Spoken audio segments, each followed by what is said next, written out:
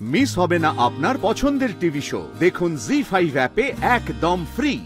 অনির্বাণদা, তুমি এখন যাও, দিদিভাইয়ের কাছে যাও। দেখো, আমি কিন্তু তোমার শালি। হ্যাঁ, এবার শালির সঙ্গে যদি তুমি এতক্ষণ চুপি চুপি গল্প করো, লোকে কিন্তু অনেক কিছু ভাবতে পারে। তাই তুমি সবাইকে ক্ষমা করে দিতে পারো, সবাইকে। আমাকে ক্ষমা করে দিয়েছো, সবাইকে বিশ্বাস করো তুমি। ইনফ্যাক্ট আমাকেই এত কিছুর পর তুমি আবার বিশ্বাস করেছো রাই, এটা ভাবলে আমি অবাক হয়ে যাই। আসলে তুমি পরশমণি, যাকে একবার ছুঁয়ে দেবে সে কমপ্লিটলি বদলে যাবে, ভালো হয়ে যাবে, এই যেমন আমি বদলে গেছি। তাহলে নীলুকেও কি আমরা একটা সুযোগ দিতে পারি? হয়তো ও ভালো হয়ে যাবে। এমনিতেও ও অনেকটা বদলে গেছেও। মানে গত 2 মাসে আমার মায়ের সঙ্গে তো এটা নিয়ে অনেকবার কথা হয়েছে। মা বলেছে আমাকে, ও নিজে থেকে বাড়ির সমস্ত কাজ করে, কারোর সঙ্গে সেরকম কথা বলে না, বাইরেও বেরোয় না সেরকম। নর্মাল মনে হচ্ছে সবকিছু, সবকিছু তো ওর আবার একটা নতুন ছকও হতে পারে। আমার তো সেটা মনে হয় না। নীলু চেষ্টা করছে, আপ্রাণ চেষ্টা করছে পুরনো ভুল, পুরনো ত্রুটিগুলো থেকে শোধরাবার নিজেকে। আর তুমি একটা কথা বলো তো, যদি ওকে কেউ সেই সুযোগটা না দেয়, তাহলে ও কি করে নিজেকে শোধরাবে? অনির্বাণ, যদি আমরা নীলুকে সেই সুযোগটা দিই, ও তো ভালো হয়েও যেতে পারে, তাই না? আমি বলছি তোমাকে, তুমি আমার দায়িত্বটা ওর উপর দিয়ে দাও, দেখো ও খুব ভালো লাগবে আমাকে। বেশ, ডেকে নিও তোমার বোনকে, ও থাকবে তোমার কাছে। বাকি সব কাজের জন্য আমি অন্য একজনকে রেখে দেব। আমি নিরুপায় হয়ে নীলুকে ডাকছি রাই, কিন্তু বিশ্বাস আমি নীলুকে করি না। তবে আমি কিন্তু ওয়ার্ক ফ্রম হোম করব। সবাইকে পারো বিশ্বাস করতে, আমি পারি না। সেটা কি শুধু আমার জন্য নাকি জুনিয়রের জন্য? একটা সত্যি কথা বলবো রাই, জানি না কেন আমার মনে হয় সবকিছু যদি সিনেমার মতো হতো। এই ধরো, আজ রাতে আমি ঘুমোলাম, কাল সকালে উঠে দেখলাম তুমি এত বড় একটা ইয়ে নিয়ে হাঁসফাঁস করছো, আর আমি তোমাকে নিয়ে হসপিটালে ছুটছি। মাঝের এই দিনগুলো যদি ফাস্ট ফরওয়ার্ড হয়ে এগিয়ে যায়। এগিয়ে যাবে তো, হুশ করে কেটে যাবে দিনগুলো, দেখোই না?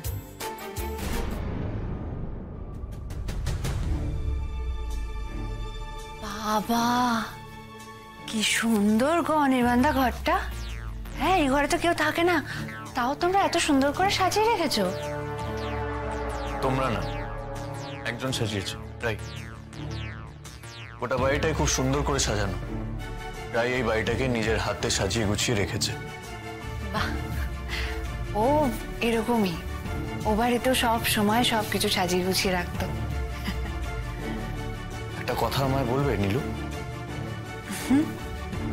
আমি তোমায় একটা প্রশ্ন করব, তবে তার উত্তরটা আমি এক্সপেক্ট করব তুমি কোনো মিথ্যের আশ্রয় না নিয়ে আমাকে দেবে। উত্তর দেব। বিশ্বাস করা না করা তোমার উপর অনির্বাণদা। বলো, কোন সত্যি তুমি জানতে চাও? এই বাড়িটার লোভেই কি তুমি রাইকে? কি এই বাড়ির লোভে আমি দিদিভাইকে মেরে ফেলতে চেয়েছিলাম কিনা? হ্যাঁ। যদি বলি না, তাহলে তুমি আমাকে বিশ্বাস করবে? করবে কি? আর দিদিভাইয়ের সঙ্গে যা যা ঘটেছে, তারপর আমি আমার সপক্ষে কোনো প্রমাণ জোগাড় করে উঠতে পারিনি। আর আমি জানি, আমি বুঝি যে কোয়েলের সঙ্গে থাকাটাই আমাকে অবিশ্বাসের মূল কারণ বানিয়ে দিয়েছে। দিদিভাই যদি ফিরে না আসতো, তাহলে আমাকে এখনো পুলিশ কাস্টাডিতে থাকতে হতো। আমি এত কথা জানতে চাই না নীলু, আমি শুধু সত্যিটা জানতে চেয়েছি তোমার কাছে। যদি তুমি সত্যি সেটা করে থাকো তাহলে আমাকে বলে দাও প্লিজ। আমি কথা দিচ্ছি, আমি কোনোদিনও তোমাকে এই বাড়ি ছেড়ে চলে যেতে বলবো না, আই প্রমিস। কারণ তোমার দিদিভাই চেয়েছে তুমি এই বাড়িতে থাকো, তোমার দিদিভাইয়ের কাছে থাকো। আর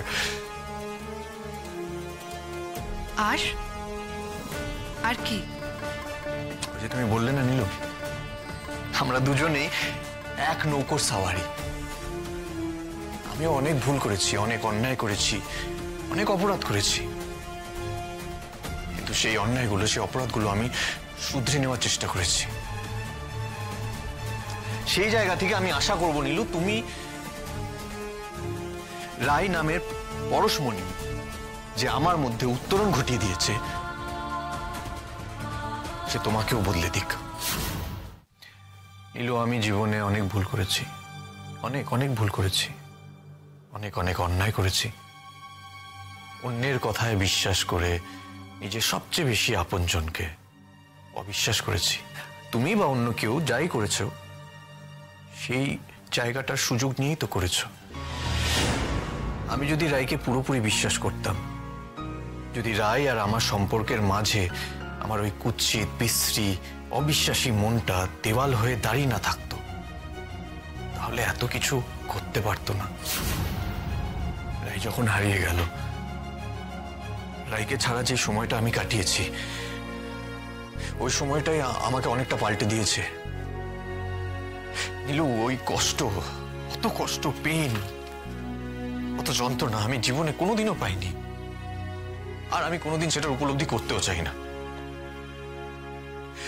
অদ্ভুত একটা জ্বালায় জ্বলতাম সারাক্ষণ, কষ্ট হতো, যন্ত্রণা হতো, ইচ্ছে করতো নিজেকে শাস্তি দিই আমি। হয়তো তুমিও ওই খারাপ সময়টার মধ্যে দিয়ে গেছো, হয়তো রিয়েলাইজ করেছো তুমি ভুল করেছো, অন্যায় করেছো। হয়তো তোমার মধ্যেও সেই অদ্ভুত অসহ্য যন্ত্রণাটা কাজ করেছে, তোমার মধ্যেও সেই অনুভূতিটা হয়েছিল। নীলু, আমি চাই তুমি বদলে যাও, তোমার দিদিভাই পারুক তোমাকে বদলে দিতে। আমি মনে মনে এখন একটা অদ্ভুত শান্তি পাই, অদ্ভুত শান্তি।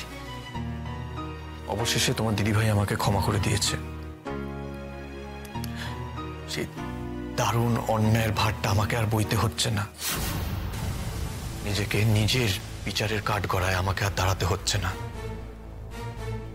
আমি চাই সেই সময়টার মধ্যে দিয়ে তুমিও যাও, আমি চাই তুমিও ওই সময়টা পাও নিজের জীবনে। থ্যাঙ্কস দিদিভাইয়ের বিশ্বাসে বিশ্বাস করার জন্য। অনির্বাণদা, তুমি এখন যাও, দিদিভাইয়ের কাছে যাও। দেখো, আমি কিন্তু তোমার শালি। হ্যাঁ, এবার শালির সঙ্গে যদি তুমি এতক্ষণ চুপি চুপি গল্প করো, লোকে কিন্তু অনেক কিছু ভাবতে পারে। আরে বাবা, মজা করছে, আমি তো তোমার শালি হই। জামাইবাবুর সঙ্গে একটু মজা করা চলে না নাকি? হ্যাঁ, জি5 ডাউনলোড করুন আর সব এপিসোড দেখুন একদম ফ্রি।